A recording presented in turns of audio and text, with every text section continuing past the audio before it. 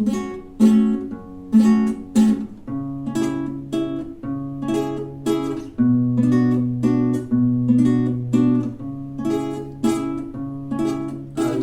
جون فدا چم تا قلبت شکسته که صد تا شبنم عشق توی چشمات نشسته. منم مثل تو بودم یه روز تنها گذاشتن، یه دریا اشک حسرت توی چشمام گذاشتم.